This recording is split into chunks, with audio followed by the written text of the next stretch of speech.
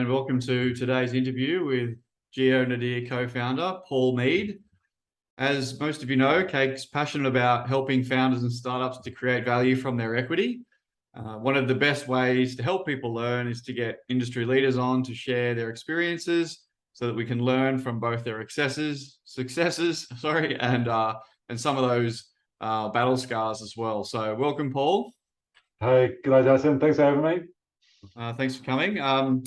So tell us a little bit about GeoNadir, mate, and your role.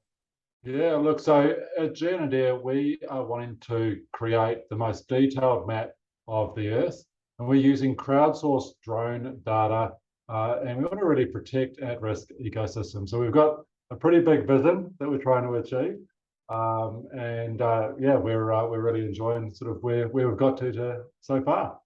Yeah, what an awesome one-liner. The world's most detailed map. Is that what you said? That's cool. Yeah, it's a great most vision. detailed map of the Earth. So very cool. And we've got drones have sort of come into the world over the last few years in a big way, and people are using them for lots and lots of different ways. And we find that people are using them to do research and take awesome pictures of the Earth, and doing a lot of drone mapping, which is what our focus is. But a lot of the time that data is locked up in silos, lost on hard drives, not to see the light of day again after it's been used. And we know that data's got a value beyond what it was originally used for. And we want it to be on a global repository so that we can really map and monitor the changes in our Earth. You know, we've got the big problem with climate change, and knowing where we are and where we're going to is a really important part. So drones have a role to play. No, sounds really cool. I've seen some of your videos online utilizing drones to monitor reefs, for example. What's a couple of real life use cases in how this mapping is sort of helping people to whether it be better manage a reef or whatever sort of use case you like. Yeah, so I'll give you two, and they're sort of pretty out there ones that people might not have realized. Some of this stuff is out there. Like when I was watching the videos online, I'm like, yeah, this is wicked. yeah. So sea cucumbers is a really important fishery for Australia, and it's exported across to Asia a lot. Our indigenous people were trading sea cucumbers up with Indonesians, many thousands of years ago, and it's called trepang over in Indonesia. But we don't actually know, it's not really sort of a well understood and monitored fishery stock that we've got. And I never knew that. I've never heard of that before. Yeah. And so there's licenses for fishers to take sea cucumbers off the reef. Right. And what my wife and co-founder, and she's a remote sensing scientist, works on the Great Barrier Reef. She was flying her drones over looking at how much live coral there is on the reef. And she realized there's all these sea cucumbers that she could see in her pictures. And she put up on Twitter and said, hey, I'm not a sea cucumber person. I'm sure there's someone out there, but who wants some of this drone data? And all of a sudden she had people saying, wow, that's amazing. Yeah, would love to collaborate. And what it's turned into is this whole research project that she's involved with now. And they go out and they collect data and looking at sustainable management of the sea cucumber fishery. And it all started with, for Karen, with taking some drone pictures of the reef, doing something completely different to sea cucumbers, and a picture up on Twitter. Really cool. I'm sure some of those fishermen wanted to know where they were so they could go and pluck them out a bit easier as well. Well, the thing is that they want it to be sustainable as well, because they're really conscious of that fact that it's their livelihood, and they don't know what sustainable sort of looks like. Love it. Hey, I was on your LinkedIn and there's a couple of interesting things on there. There is a children's book, which I'd love to dig into. I've always had it in the back of my mind. I'd be a great children's book writer. I tell a lot of stories to my kids, but let's have a look. Let's have a chat about she maps, and really, another interesting and exciting project that you're involved in. Yeah, so GMAP started back in 2017, and was again, my wife was going into schools. She was a remote sensing scientist, big drones, and there's this realization that girls weren't getting involved in STEM, and we had these amazing tools to engage students in STEM. And so we started running drone programs in schools, and it's sort of grown to what it is today. It's a social enterprise, Cool. um, and yeah, we've taught tens of thousands of people to fly drones around the world now. And yeah, our education team just loves going into schools and engaging students in this belief that STEM could be for them, and Yep. showing diverse role models in the STEM workforce as well. Amazing, amazing. All right. Well, just quickly on to some GeoNadir highlights to give people a bit of an understanding of where you're at. So, like, exactly whatever you want to share, but like funding raised or number of customers or how big's your team? Like, just give everyone a bit of a feel for where GeoNadir is at today. Yeah, sure. So look, we are really fortunate that we got some funding from James Cook University, which is where Karen works, from their commercialization fund. And then we're successful with the Boosting Female Founders Australian government grant. Right. Karen is the Huge, majority huge shout shareholder. out to Advanced Queensland there. Was that an Advanced Queensland one? It's a federal government grant, that Federal. one. Oh, very It good. is. Okay, cool. Yeah, but Advanced Queensland has been absolutely fantastic to us over our journey with GMAPS and GeoNadir. So yeah, very, very well supported by the Advanced Queensland team. So that's given us, I suppose, some cash, and as a startup, you're always after cash. Yep. Keep the lights on, and it's enabled us. You're saving good equity there by the sounds of it as well. They sound like Uh, non-equity grants, so all founders love those. They do, yes. Yeah, no, it is very true. And yeah, so we've built the platform to where it is today, where I think we're just about to tip over 400,000 drone mapping data images on the platform from 48 different countries. Oh wow. We're 1,000 users on the platform, and have just, this week, February 2023, launching our paid subscription model. So that's pretty exciting to sort of be doing that this week. Yeah. Uh, and yeah, and I think Well, the thing let's we're finish with most that. proud of, Let's yeah, finish with that. We'll let you finish with the plug for your paid subscription, but I'll make sure we come back to that. We're gonna have a really nice plug in. So before that, let's get a plug in for cake. No, I'm kidding. Let's talk a bit about equity management. It is one of the more challenging aspects of a founder's journey, in my experience. It's complex, it's costly, it takes a lot of time. Maybe run us through how you're managing, equity at GeoNadir. yeah. Look, when we first started this journey, it was looking at how do we do this, and I found your group, joined the Slack channel, and you give away a lot of awesome resources. But then I sort of realized, well, like, this is going to be hard unless we use a platform that's built for it, right? And so jumped into Cake and just realized how simple it all actually was, and having a global team. We were looking at how we were going to do global ESOP, and it was literally the week that I was talking to our lawyer that you bought out global teams, and our lawyer was going, "Oh, this is going to be really hard. It's going to be expensive. This is what you're going to do." You bought out global teams, and I said to her, "I've just found someone that can do this a lot cheaper than you can, and a whole lot simpler." And I sent it across to her. She said, "Oh, look, it's a no-brainer. Just do it." Love So it. that's the story of how we sort of got involved. I absolutely love hearing that. We had similar story. We wanted to hire an advisor in India and an advisor in the US, and we had an Australian, employee option plan, and it was like so expensive and so complicated. We'd have lawyers in multiple countries, and that was when we first originally saw it. We were like, this is not how founders want their options to be. Like it needs to be a lot easier and a lot less costly. Yeah.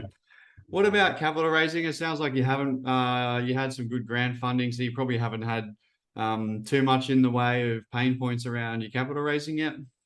No, we haven't. But in saying that, what I sort of think that gives me confidence going into that, we're going to need to do that later on this year, is that all of that stuff around equity management and modeling, and I know where I'm going to go, right? Because it's all in the portal that was set up. And I know that, with you and your team's expertise, it's just going to be set up in a way that makes it simple for me, and it gives investors confidence that, we're sorted in that space. So Awesome, mate. And what brought you to have an international team, may I ask? And which countries are you currently sort of having, which countries are you operating in versus which countries do you have team in, and how does that relationship sort of work? It's always really interesting to me to learn how founders sort of set up their teams and why. Yeah, so we are an Australian headquartered team. Our co-founding team is here, but Karen and I, we were over in the Philippines doing some work with a group called We Robotics back in 2020. This was with She-Maps, and we met a guy called Utam Purdasani from Nepal, and he was part of the Nepal Flying Labs and with We Robotics. And he came over to do some training, instructor training with us. And we just got on with him so well. And then started to explore, so what do you do? And it turned out that he had this amazing business that was innovative, doing amazing stuff with drones in Nepal and delivering medical supplies to remote villages and designing technical solutions. He had a team that understood geospatial data. Wow. What are the And odds of meeting them in the Philippines like that? And then, yeah. And they were coders. And it was like, oh my goodness, like how are we going to find that skill set anywhere else that are drones, geospatial coders? And we shared with them what our vision was, and they just jumped on board. And so, we sort of went back and we did mock-ups and everything to be able to pitch to the university. And then we brought them on board as our dev team, and and brought them into the ESOP because they are a critical part of our success. And what you see when you go to GeoNadir with the platform, like that's there's a quality platform there that has been built by a group of quality people across Australia and New Zealand. Australia and Nepal. I'm a Kiwi, so yeah, we're so used to saying Australia and New Zealand, but I just love hearing Australia and Nepal. It's such an interesting story, and founding a company and putting all the pieces together is normally just such a big combination of vision and mission and perseverance and opportunity and luck and all those things. And so, yeah, really incredible story. So the dev team offshore, few team members in Queensland as well. Yeah, some team members in Queensland. We've got a product designer over in the US. It's really interesting, that offshore comment, right? Because offshoring often we have sort of really negative connotations with offshoring. I just like to refer them to as our Nepal team. Absolutely. We've got an Australian team, we've got a US team member, and we've got a Nepal team. Like, it's just we're a born global, and doesn't matter where our people are. And you can, with global ESOPs, hey, it doesn't matter, right? Absolutely. Absolutely, mate. No, I think that's brilliant. We have the same. We have a diverse, diverse sort of list of countries where our team are based, and such good quality, such good communicators, really highly valued team members, and the location is becoming less and less important. It's a big trend. One of the challenges, though, can be the actual hiring process, and this isn't specifically related to Kate, but it's something that's it's related to global teams and hiring, and it can be a challenge for people. So did you go down like the path of having an EOR, like a deal or an oyster, or have you got sort of more of a contract relationship? Or do you mind sharing, a little bit about how you're able to, to sort of get a good, contractual sort of setup that the Nepal team were okay with? Yeah, so I think first off, it came with meeting face to face and understanding, looking people in the eye and sort of being, oh, hey, I reckon I can work with you. I think that was probably the most important thing first up, and having that relationship built sort of through trust. And then yeah, so we've got at the moment, it's a contractual relationship, but the founders, they're a part of the ESOP, and really, what as we build, then how do we build a Nepal team that is GeoNadir in Nepal in the future would be great. So yeah, that's where it is at the moment. But yeah, look, there's always remote teams that are a challenge, or offer different challenges, I suppose, to Different challenges, yeah, those things. Yeah, that makes sense. And so, great on you as well for having an ESOP that's very inclusive. We're big believers in, having an ownership culture and, attract better talent, engage and retain them, and sharing in the success of the company as well. I think good founders don't want to keep all the success to themselves. I mean, I couldn't think of anything worse than having a big exit and seeing all my team, not participate. So, good on you for understanding and acting on that, on that. But I guess, utilizing Cake to help you with that process, is there, what's your favorite thing about Cake in a few words? Apart from the platform, Jason, I reckon it's the support that's provided around it. Whether there's the Slack channel community that I'm part of with you all, down to the team members. Like Shannon has been amazing. Just following me up and giving me, hey, come on, we need to get this moving. She's very good at that. But also then, yeah, I need some help. My pain point has been here. And she just solves it, right? Like that's what you're looking for. Sorry, that wasn't a few words, but in a few words, it's the support that surrounds the platform. No, I love that. There's so much to do as a founder, and this stuff's very, very complex. And so I've heard this time and time again, having the Cake success team there, first of all, simplifying it, but then helping move it along. It takes a weight off. So no, I'm really happy to hear that. Look, so I guess it'd be really great to hear. Maybe we go back to, your exciting news about your paid plan, mate. So tell us a bit about who the paid plan's for, how it works, and why it's going to rock their world. Yeah, cheers. Look, you're really excited to launch it because it puts a whole lot of more features and tools in the hands of people who, firstly, they probably care about the environment, right? Like that's our target market. People who are care about the environment and are using drones to map that environment and understand the value of community, and know that open data empowers people to local communities for local solutions, allows researchers to collaborate. That's sort of what we're really trying to build there. So the paid subscription is for those people that fit those three areas and want to contribute to the community. So would that be a regional city council? Would it be a university? Would it be a not-for-profit that's focused on conservation? Would it be those sorts of customers probably? Yeah, definitely. So we're working with a lot of researchers in that environmental space, local councils, absolutely, Indigenous ranger groups here in Australia. We're working with quite a few of them, cool. Citizen science groups. Look at you. You're actually saving the world here, mate. This is fantastic. It's fantastic. We're all going to do our part, right? You should be proud of yourself.